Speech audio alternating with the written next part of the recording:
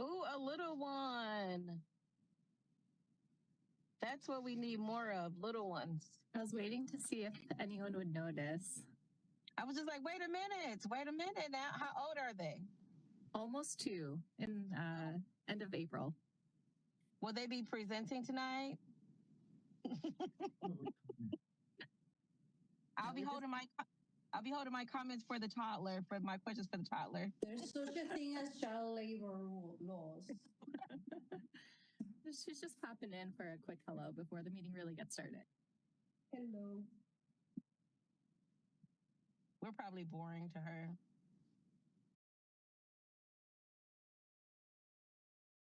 Let's hope so, anyways.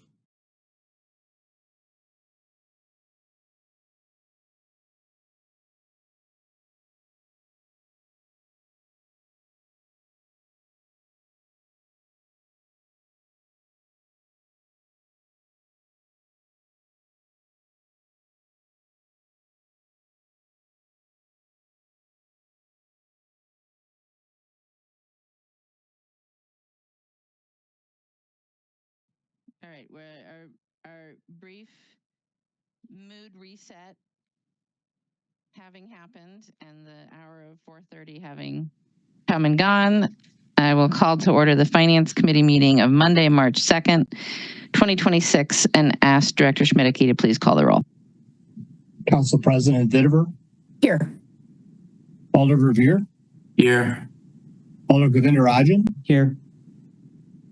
Alder Madison. Here. Alder Evers. Here. Alder Figueroa Cole. Here. Mayor Quorum. Thank you. All right. We have no general public comment.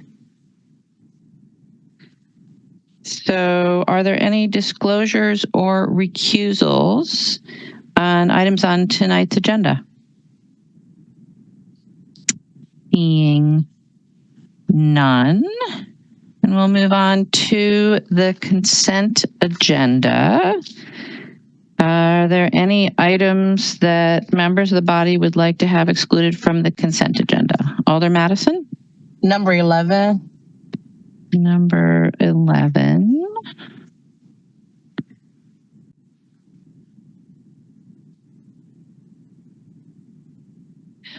Alder Figueroa Cole?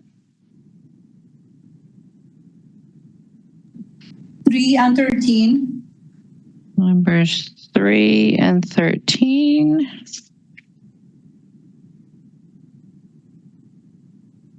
Okay. President Vitiver? 12. Item 12. All right. Are there any other items that members of the body would like to have excluded from the consent agenda?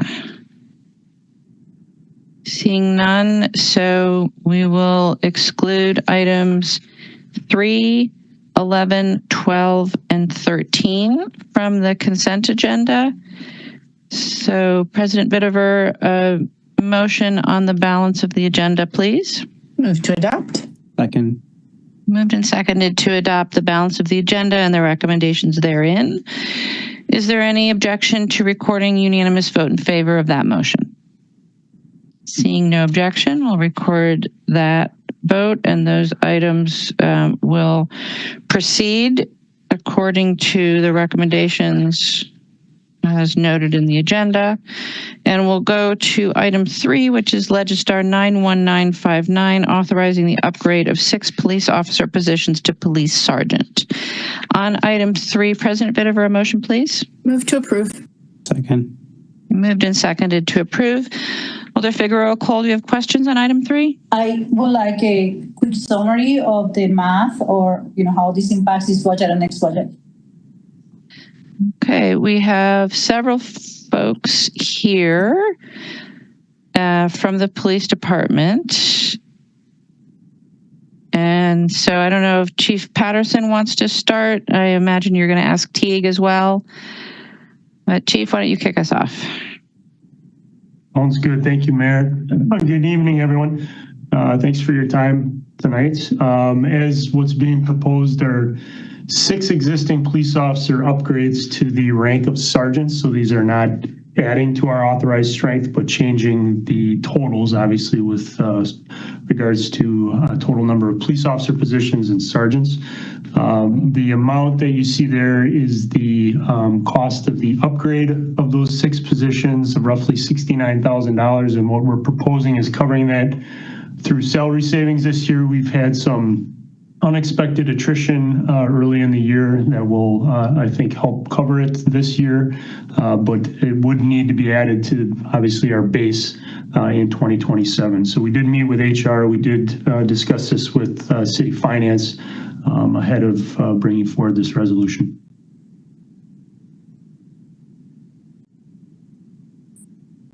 Alder Figueroa, any additional questions? I'm sorry, so how much is the total amount for next year again? The total cost of the upgrade is $69,000. 69, and how many people? 6 sergeants, 6 upgraded positions, yes. All right. Yeah, that's all. I just wanted to make sure that was clear, how the cost of it will carry. Thank you. Thank you, Alder. Alder Rivera, questions? Yes, thank you, Mayor.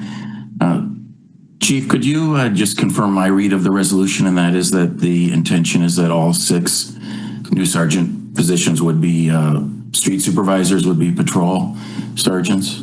That's correct, Alder. That all 6 would be assigned to patrol services to help us strike a better balance with our supervisor to subordinate ratios. Right now in patrol, we have some ratios that are very undesirable, specifically on some of our later shifts. We're still working out exactly where those will be assigned. We've pulled together a work group of existing sergeants and patrol lieutenants to look at where these would make the best impact. But that's obviously assuming this gets approved. So. Thank you. You anticipated one of my follow-up questions. The other follow-up question I had for you is, do you currently have an active sergeants panel? Which leads me to the main question, which is how soon could we see the additional supervisors in patrol? It's a great question. We do have an active panel that is active and valid through the early part of the 3rd quarter, I believe. I think it expires early September.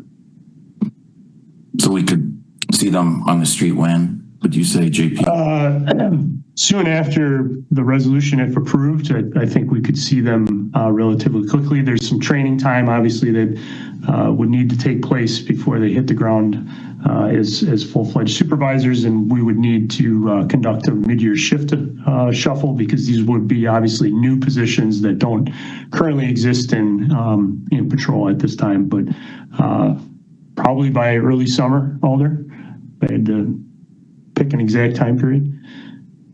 Very good. Thanks a lot. Thank you, Mayor. Thank you, Alder. Alder Figueroa, additional questions? I think I got a little confused here. So are these, since there are not no positions, they're just upgrades, are we upgrading specific people, or are people going to be able to apply to these jobs? No, thank you, Alder. These would be promotions for 6 individuals. And what Alder Vivir was asking is if a promotional panel exists currently. So the answer to that is yes, there is a panel, and that's all outlined in the CBA on how that works. But there are individuals who would be eligible if this is approved. Okay, thank you. Thank you, Alder.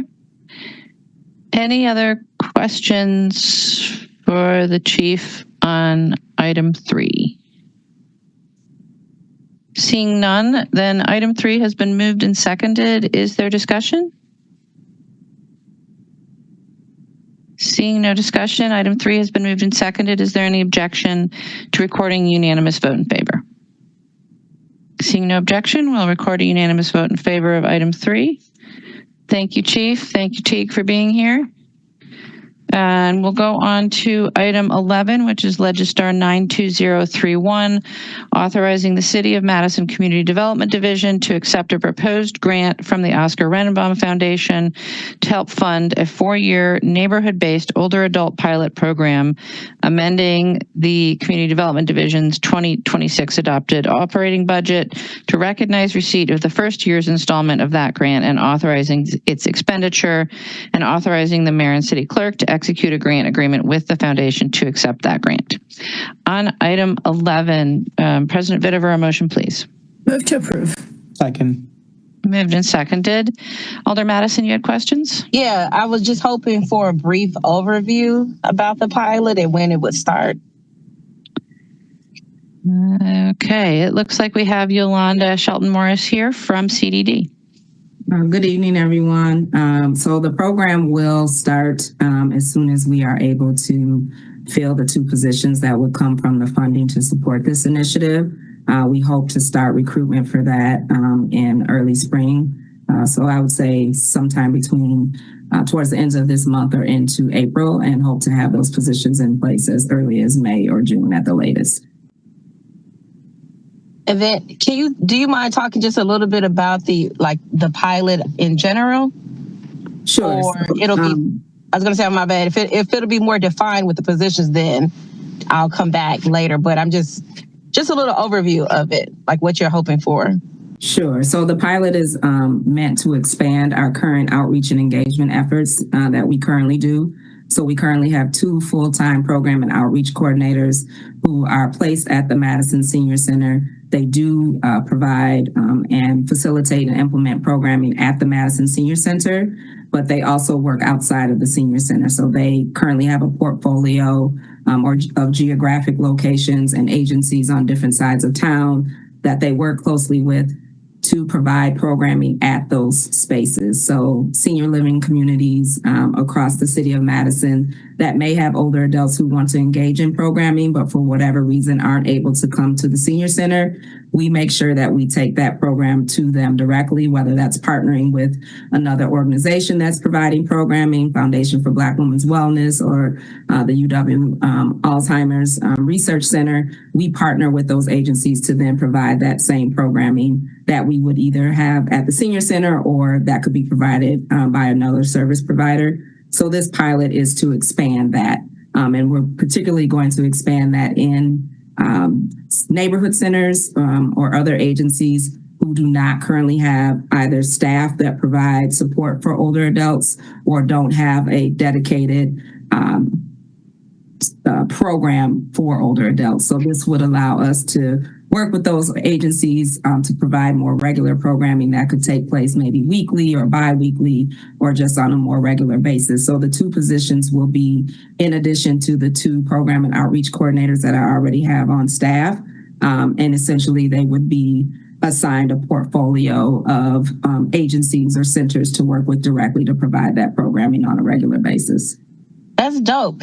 So just one quick follow-up question. So for example, out here my way, we don't have a community center.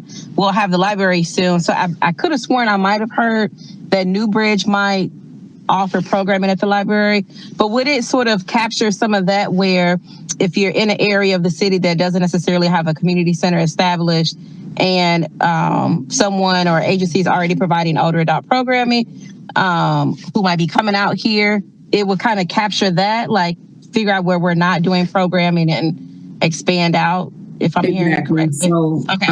So identifying those centers that don't currently have programming, but also working with our other service providers that are currently servicing older adults to understand where the barriers and the gaps, and then having those conversations to figure out how these 2 positions can help support in that area.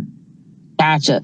And then do you please hit me up once those positions are hired, because I would love to connect with them, just to connect them with some older adults here in my district who are kind of like, busy and active and have these kind of conversations with me.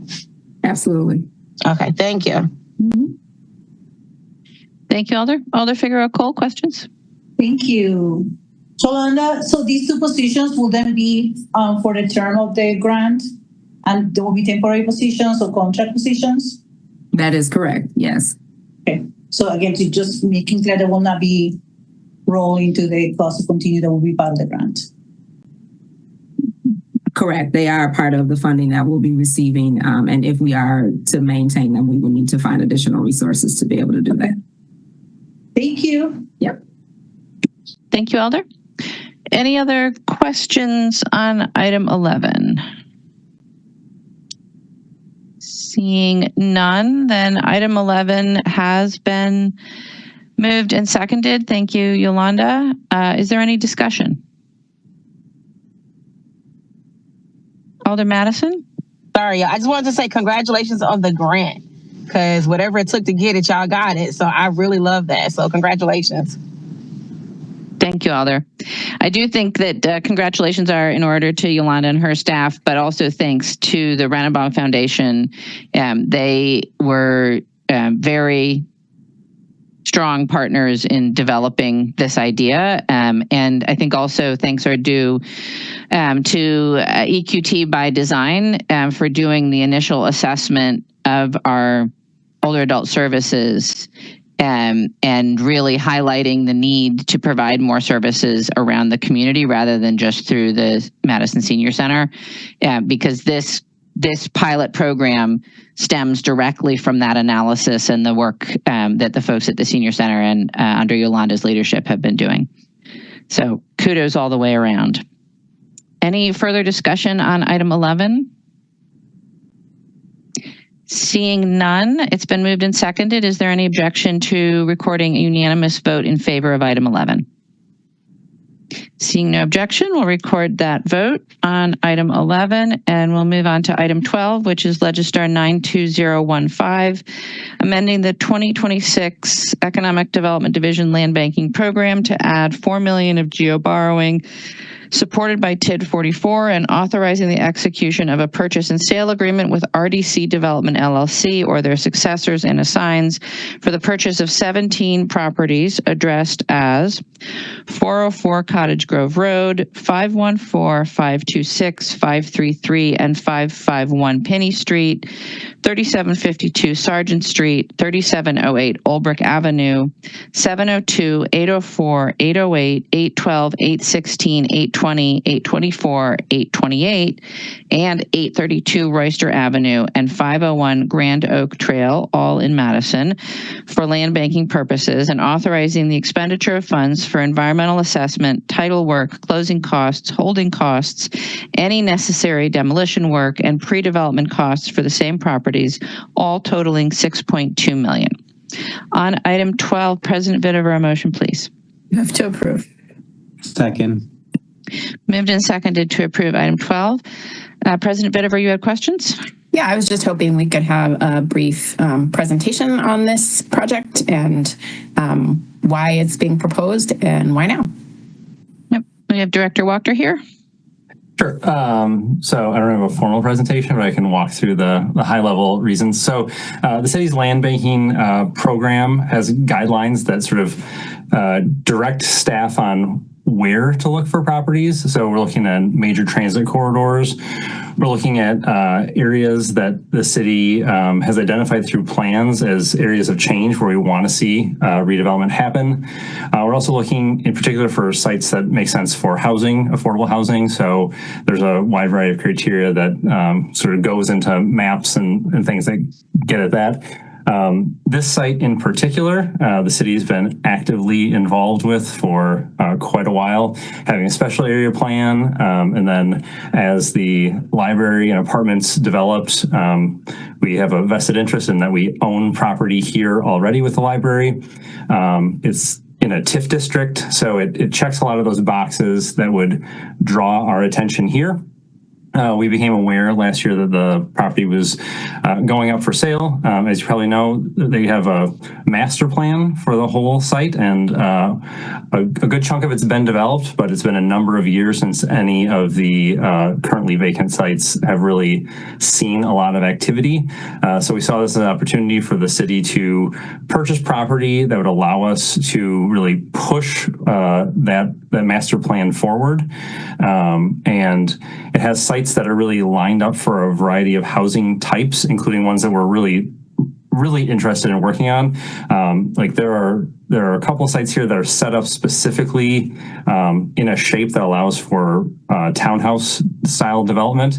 And in a sort of larger picture, our department is looking at city-owned sites that make sense for townhouse style development. And we're working with an architect to do a variety of sort of prototypical townhouse designs that we could put on some of those sites, and they fit really well here. So it met all of those criteria.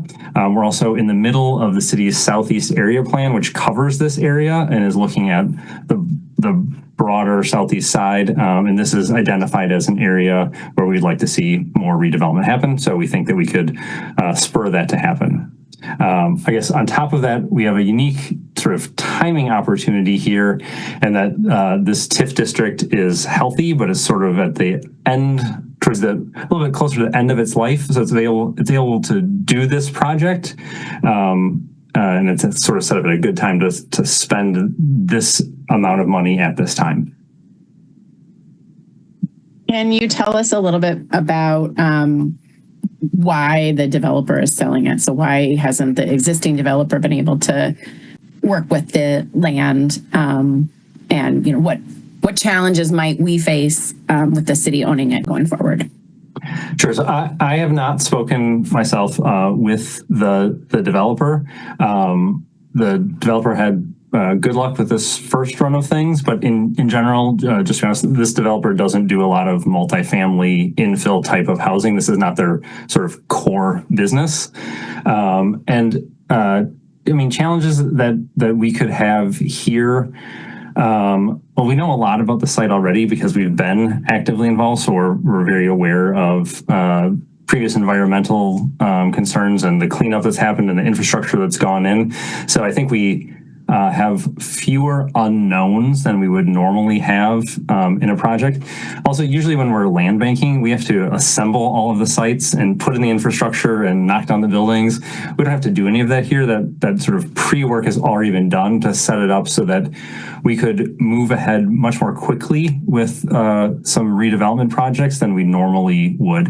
I think, as you've seen some of our land banking projects in the past, it might be 3, 4, 5 years for us to just assemble all of the land, relocate tenants, that kind of thing. I think here we would be looking at moving into a design phase later in 26 to possibly a project's breaking ground in 27. And is the intention that the city will directly develop the land, or that we'll work with partners, other folks like Madison Area Community Land Trust, et cetera, to actually develop the land? Like Sure. What's the vision? I think because it's so many lots, we have the opportunity to develop each of them in a different way, with some going to partners, some directly being done by us.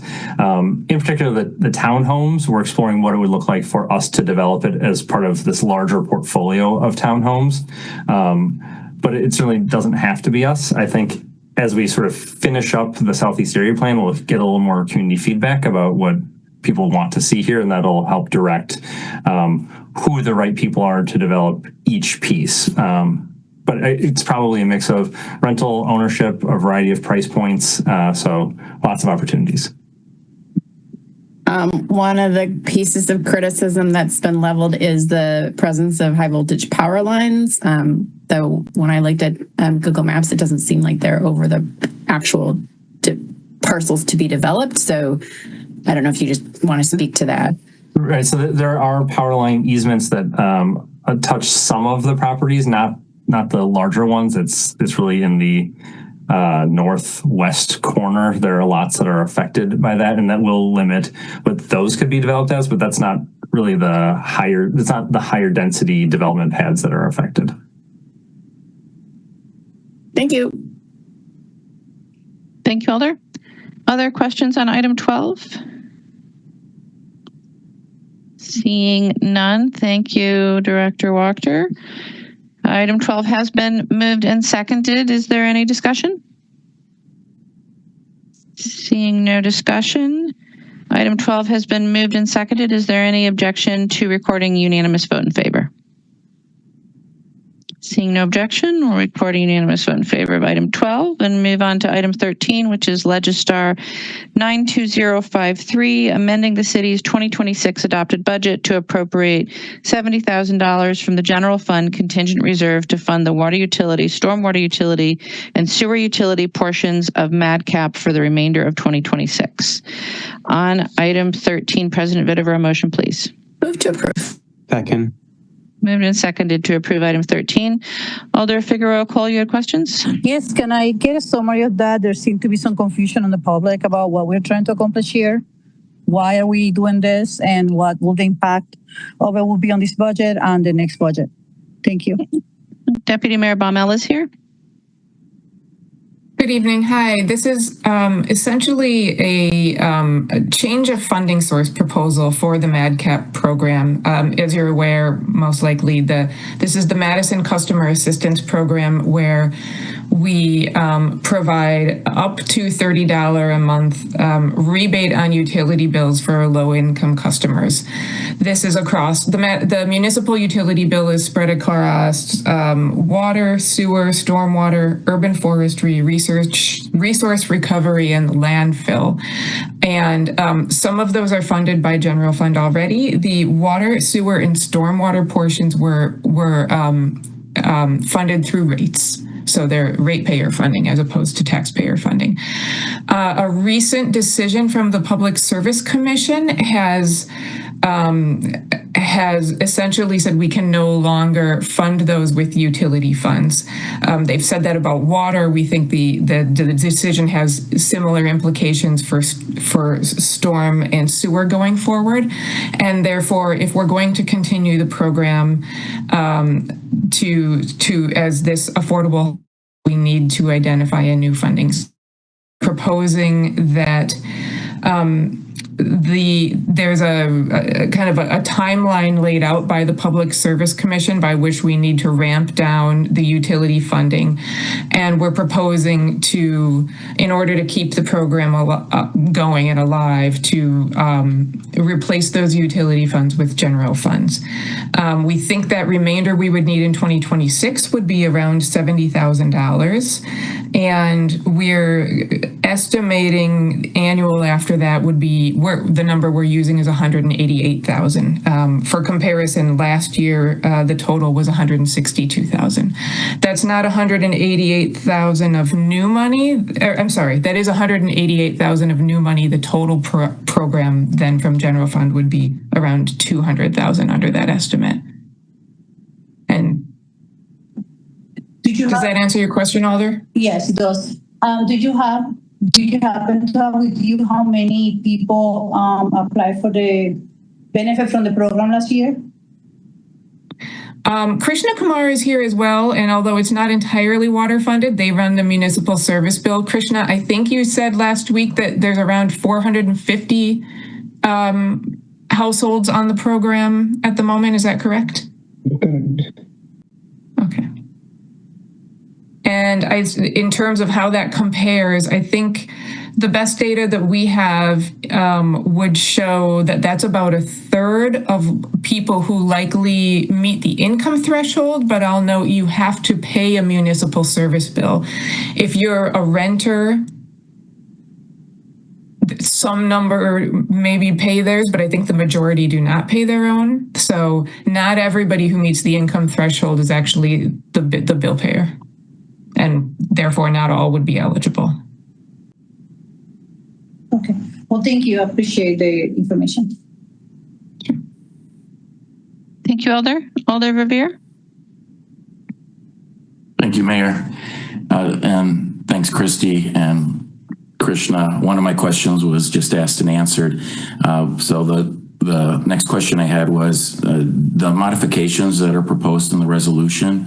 Do you all anticipate that simplification will lead to greater enrollment? And if so, by what percentage or number?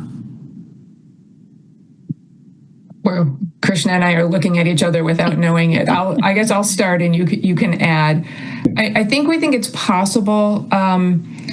there's a couple. So the modifications we're proposing are to change some of the criteria to simplify it, make it easier for people to enroll, and to make it easier to administer. These were requirements that were in place because the Public Service Commission had required them. So one of them is just to say we're going to have one standard rebate level as opposed to 2 tiers. We don't expect that to necessarily change the enrollment we're making.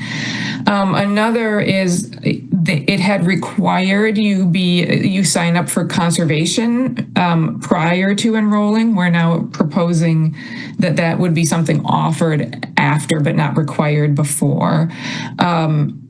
And then the third is probably the one that might have the most potential to increase enrollment, and that is to simplify eligibility. So we're using the same income thresholds as a number of other programs out there, and we're proposing to say that if you can show us that you're a WIC, you have a WIC card, or like you qualify for WIC or Section 8, or you're a food share participant recipient, then we would take that as you have shown the burden of proof, rather than filling out all of the paperwork and proving your income again. We would let you use that proxy. So that might be a way that we get more folks. You can imagine at like a Parks Alive event or something, people walk by, have some interest, but don't want to sit there and fill out the paperwork. Obviously don't have all of the forms with them that they would need to verify their income. But if they have their EPT card, that might mean that we can sign that customer up more easily in a circumstance like that. So it's, Krishna, please speak up if you have projections of how much that might raise. But I think it's fair to say we may get some more customers than we currently have. Covered it really well.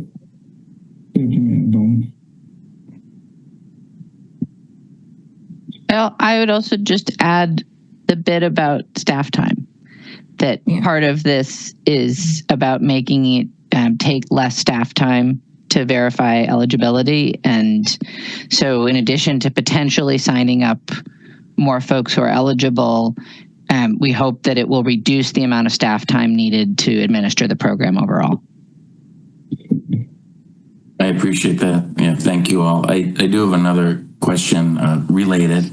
Perhaps it's not related enough, but hopefully, Mayor, you'll allow it. And that is, since we have you here, Krishna and Pete, could you share with us any other reaction or analysis of the PSC rate case? I haven't heard. With the exception of this unfortunate news, which we saw coming and you had prepared us, I would say for this, given the staff conversations, that PSC staff was not going to support continuing the MADCAP. Could you just share with us how we did in the other aspects of the rate case, please? Sure, I'll give it a shot. So there were 3 components to our current 2025 rate case journey. The one was to ask the PSC to double the amount of cash funding of pipelines or expense depreciation. They readily agreed to it. So $10 million of cash funding of pipelines, which is a great thing. So currently we have $5 million annually. That will become $10 million now. Called additional cash in terms of funding. So we had asked for $7 additional million annually. They agreed for $3.5 million. That should meet our current needs. We are being a little greedy in getting more infrastructure in place, but PSC, for right reasons, reduced that amount.